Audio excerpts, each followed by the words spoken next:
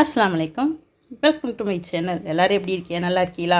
அல்ஹம்துலில்லாஹ் நாங்களும் நல்லா இருக்கோம். எல்லோரும் ஹாப்பியாக சந்தோஷமாக இருங்க. இப்போ நம்ம சேனலில் என்ன பார்க்க போகிறோம்னா பூரி மசாலா. பூரி மசாலா இந்த புசு புசுன்னு பூரியோட இந்த மசாலா சாப்பிட்டா ரொம்ப சூப்பராக இருக்கும், ஜம்முன்னு இருக்கும். சாப்பிட்றதுக்கு அம்புட்டு எம்மியாக இருக்கும், நல்லாயிருக்கும். இதே மாதிரி நீங்களும் செய்து பாருங்கள். செய்து பார்த்து சாப்பிட்டு பார்த்துட்டு எப்படி இருந்துச்சுன்னு சொல்லி கமெண்ட் பாக்ஸில் கமெண்ட் பண்ணுங்கள் மறந்துடாமல். ரொம்ப நல்லாயிருக்கும் இந்த பூரி மசாலா. சாப்பிட்றதுக்கு அம்புட்டு ருசியாக இருக்கும், அவ்வளவு எம்மியாக இருக்கும். குழந்தைகள்லேருந்து பெரியவங்க வரையும் விரும்பி சாப்பிடுவாங்க. இந்த பூரி மசாலா ரொம்ப நல்லாயிருக்கும். இதே மாதிரி நீங்களும் செய்து பாருங்கள். செய்து பார்த்து எப்படி கமெண்ட் பாக்ஸில் கமெண்ட் பண்ணுங்கள் மறந்துடாமல் கமெண்ட் பண்ணுங்கள். பிடிச்சிருந்தா எங்கள் சேனலை சப்போர்ட் பண்ணுங்கள், லைக் பண்ணுங்கள், சப்ஸ்கிரைப் பண்ணுங்கள். மறந்துடாமல் சப்போர்ட் பண்ணுங்கள். எங்கள் சேனலுக்கு நீங்கள் தான் சப்போர்ட் பண்ணணும். வாங்க வீடியோக்குள்ளே போகலாம். இந்த பூரி மசாலா எப்படி செய்கிறேன்னு பார்க்கலாம். ரொம்ப சூப்பராக எம்மியாக இருக்கும். வாங்க எப்படி செய்யணும்னு பார்க்கலாம்.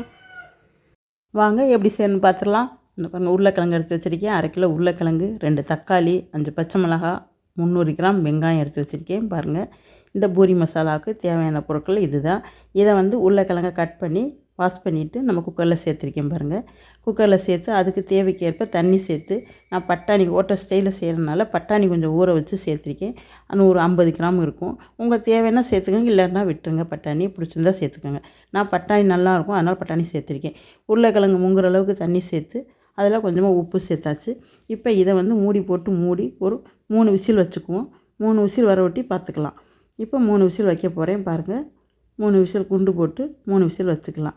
3 விசில் வந்ததுக்கப்புறமா ஓப்பன் பண்ணி பார்க்கலாம். இப்போ பாருங்கள், 3 விசில் வந்துருச்சு. இப்போ ஆவியெல்லாம் போயிடுச்சு விசில் சத்தம்லாம்.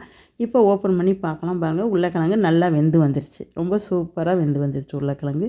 இப்போ இந்த உருளைக்கிழங்கு உரித்து இதை வாஷ் பண்ணிவிட்டு எடுத்துக்கலாம் இந்த பூரிக்கிழங்கு செய்கிறதுக்காக. இப்போ பாருங்கள், உருளைக்கிழங்கையும் பட்டாணியும் ரெடி பண்ணி வச்சுருக்கேன். பாருங்கள், அது ரெடியாக இருக்குது. இப்போ வாங்க அடுப்பில் ஒரு சட்டி எடுத்து வச்சுக்கலாம். சட்டி நல்லா காயணும். நல்லா காய்ஞ்சதுக்கப்புறமா தேவைக்கேற்ப எண்ணெய் சேர்த்துக்கலாம். உங்களுக்கு கூடமாக எண்ணெய் சேர்த்தாலும் சேர்த்துக்கலாம், குறைச்சி சேர்த்தாலும் சேர்த்துக்கலாம். ஆனால் வெங்காயம் வதங்குற அளவுக்கு சேர்த்துக்கணும். தேவைக்கேற்ப சேர்த்துக்கோங்க. தேவைக்கேற்ப எண்ணெய் சேர்த்து எண்ணெய் காயணும். எண்ணெய் காய்ஞ்சதுக்கப்புறம் கடுகு உளுந்தம் பருப்பு ஒரு ஸ்பூன் சேர்த்து பொரிய விட்டுக்குவோம். கடுகு உளுந்து பொரியணும். நல்லா பொரிஞ்சு வர விட்டு கருவேப்பிலை ஒரு பெரிய 2 இனுக்கு கருவேப்பிலை சேர்த்துக்கலாம். இதையும் சேர்த்து நல்லா பொரிய விட்டுக்குவோம். 2 சேர்ந்து நல்லா பொரிஞ்சு வரட்டும். அதுக்கப்புறம் தின்னாக நறுக்கி வச்சுருக்க வெங்காயத்தை, பெரிய வெங்காயத்தை சேர்த்துக்குவோம். நான் 300 கிராம் சேர்த்துருக்கேன். நீங்கள் உங்களுக்கு தேவைக்கேற்ப சேர்த்துக்கோங்க. கூடவோ குறையவோ நீங்கள் சேர்த்துக்கலாம். இந்த 300 கிராம் வெங்காயத்தையும் சேர்த்து நல்லா வதக்கி விட்டுக்கலாம். இந்த வெங்காயம் நல்லா கண்ணாடி பதம் வரணும். அப்போ தான் இந்த பூரி மசாலாவுக்கு சூப்பராக ஜம்முன்னு இருக்கும், சாப்பிட்றதுக்கு அம்புட்டு ருசியாக இருக்கும். இப்போ இந்த வெங்காயம் நல்லா வதங்கி வரணும். வெங்காயம் நல்லா வதங்கி வரட்டும். இந்த பூரி மசாலா புசு புசுன்னு பூரியோடு சாப்பிட்றப்ப அம்புட்டு ருசியாக இருக்கும். சாப்பிட்றதுக்கு அம்புட்டு எம்மியாக இருக்கும். அவ்வளவு சுவையாக இருக்கும் சாப்பிட்றதுக்கு. இதே மாதிரி என்ன இவ்வளோ பில்டப்பாக நீங்கள் நினைக்கலாம், எல்லோரும் யூஸ்வலாக செய்கிறது தானே அப்படின்னு. ஆனால் இந்த பூரி மசாலா ரொம்ப நல்லாயிருக்கும் சாப்பிட்றதுக்கு. இப்போ வெங்காயம் வதங்குறதுக்காக கொஞ்சமாக உப்பு சேர்த்துக்குவோம். உருளைக்கிழங்குல உப்பு சேர்த்துருக்கோம் ஏற்கனவே, அதனால் பார்த்து கொஞ்சமாக சேர்த்துக்கணும் வெங்காயம் வதங்குறதுக்காக. இந்த வெங்காயம் இப்போ நல்லா வதங்கி வரட்டும்.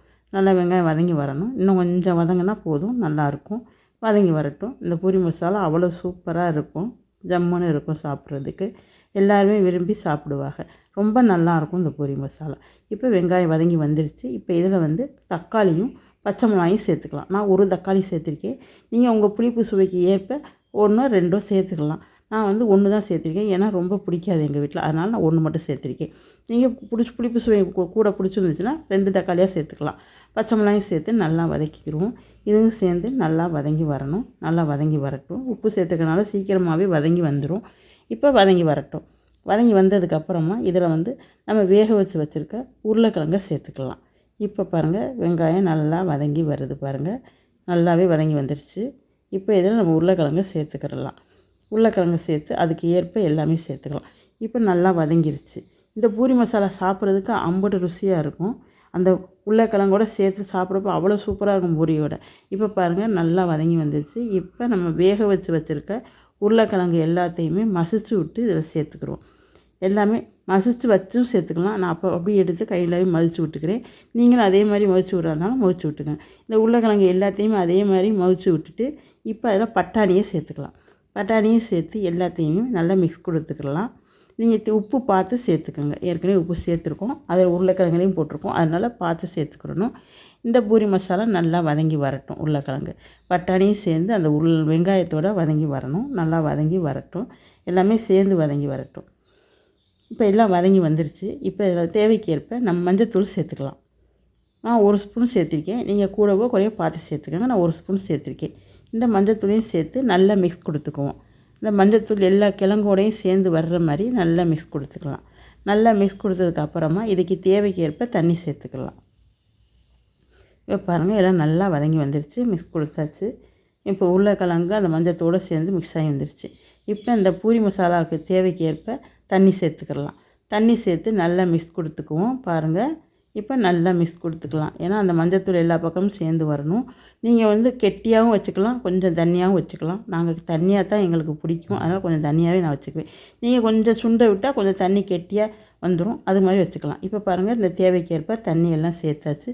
சேர்த்து மிக்ஸ் கொடுத்து மூடி போட்டு மூடியாச்சு. ஒரு 5 நிமிஷம் சென்று ஓப்பன் பண்ணி பார்க்கலாம்.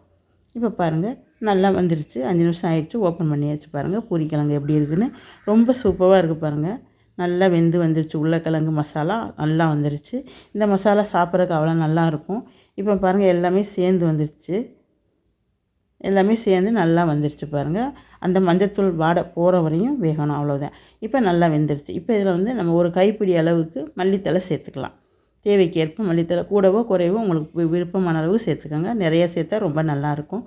நான் நிறையாவே சேர்த்துருக்கேன். இப்போ இதை நல்லா மிக்ஸ் கொடுத்துக்குருவோம். இப்போ மல்லித்தழை சேர்த்தாச்சுல, அதனால் நல்லா மிக்ஸ் கொடுத்துக்கிடலாம். இப்போவே உப்பு இருக்கா போதுமான்னு பார்த்துக்கலாம். உப்பு கரெக்டாக இருக்குது எங்களுக்கு. நீங்கள் அதுக்கு தக்க நீங்கள் செய்யலை உப்பு எவ்வளோ இருக்குன்னு பார்த்துக்கோங்க. இப்போ நல்லா மிக்ஸ் கொடுத்தாச்சு. இப்போ மூடி போட்டு மூடிக்குவோம்.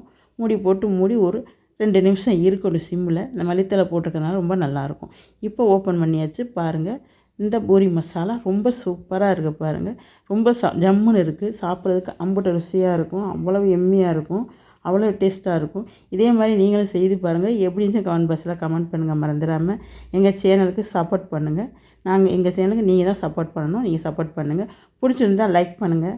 ரொம்ப பிடிச்சா சப்ஸ்கிரைப் பண்ணுங்கள். பெல் ஐக்கானையும் அமுக்குங்க. ஆளுங்கிற பட்டனையும் கிளிக் பண்ணுங்கள். இந்த பூரி மசாலா எப்படி கமெண்ட் பாக்ஸ்லையும் கமெண்ட் பண்ணுங்கள். அடுத்த ஒரு விழாக்களை பார்க்கலாம். பாய்.